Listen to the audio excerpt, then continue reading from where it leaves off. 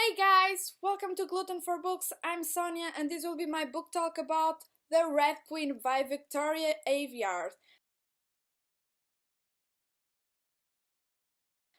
This is a fantastic book and let's start with the plot.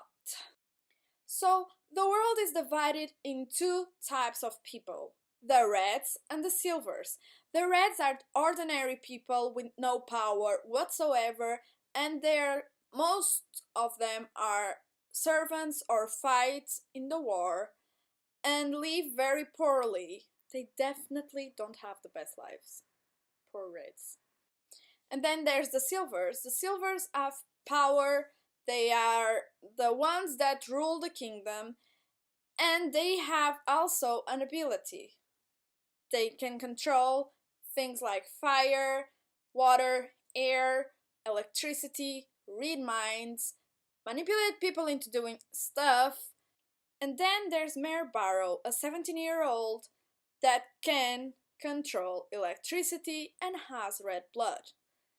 When she's called to serve the palace, she has no idea of this power, and when it's discovered, the palace is the last place she would want to be. The king and the queen don't accept it very well, and that's when the hard path begins. If she thought that her life was hard before, well, it gets worse. I really liked the writing of the book, even though it was written in the first person, and sometimes I'm a little bit reticent because I feel like the third person is the best way to go. I don't know, I prefer it. And the world building was very good for a first book. I think could have had more, obviously, but I'm expecting the next books to have a lot more of the world building, like why is there a war between the kingdom where Mare lives and the other one. Although I think it's mentioned in the book that it's because they are getting low in supplies or something. Maybe it was another book.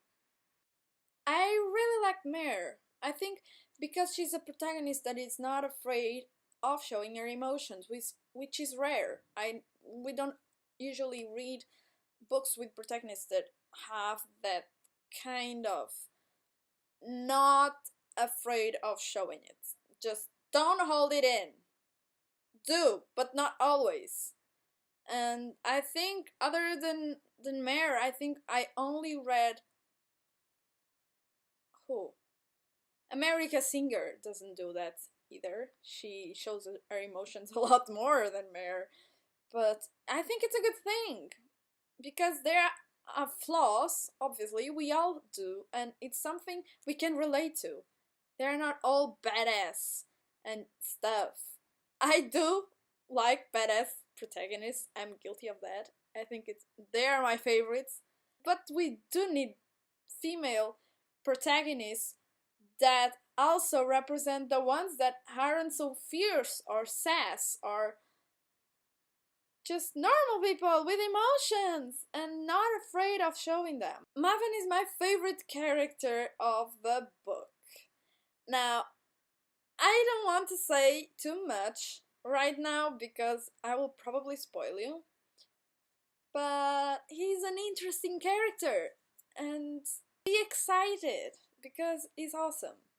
And then we have Cal. Cal and Maven are brothers. They are princes. And Cal is more observant and doesn't speak too much and is like, keep the distance because I don't want to get too attached to people. There's Killern, and Killern is Mare's best friend, and he's a cutesy patootsy but stupid.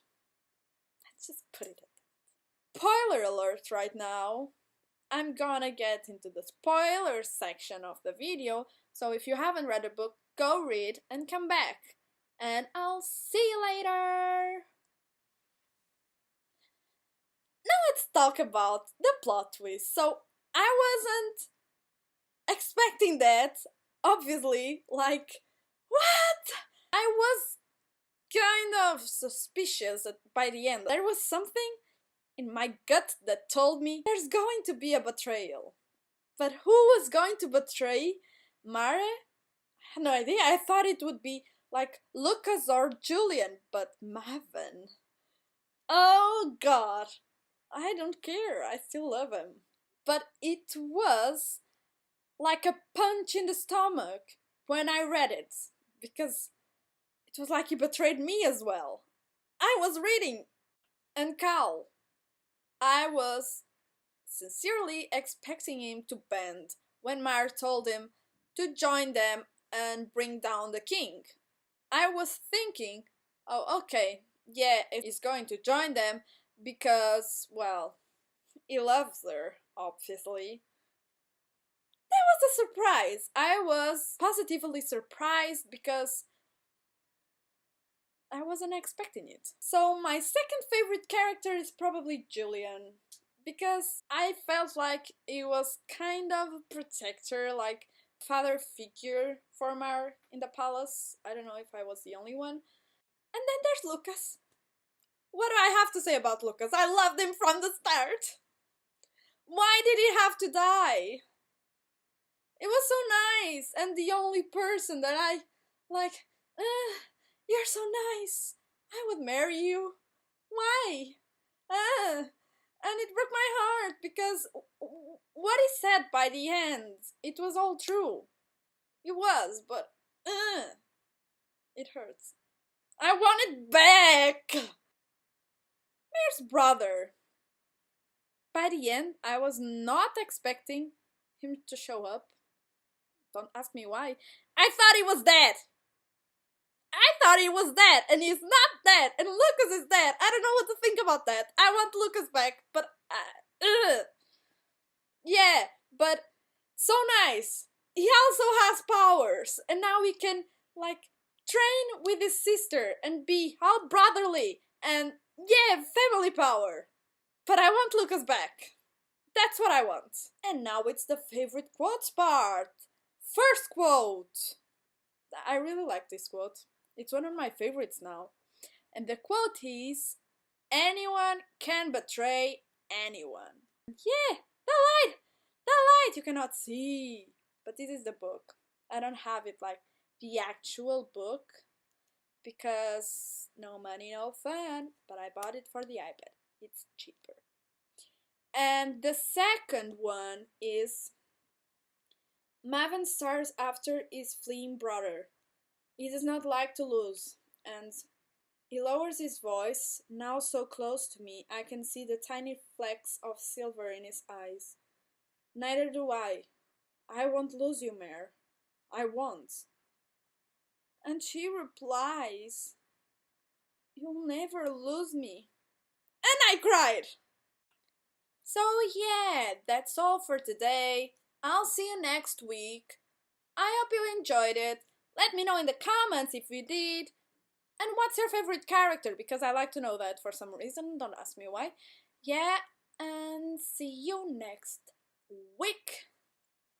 Bye! By this sentence, you should go buy the book and read it right now. Like, X-Men meets Game of Thrones. Like, epicness!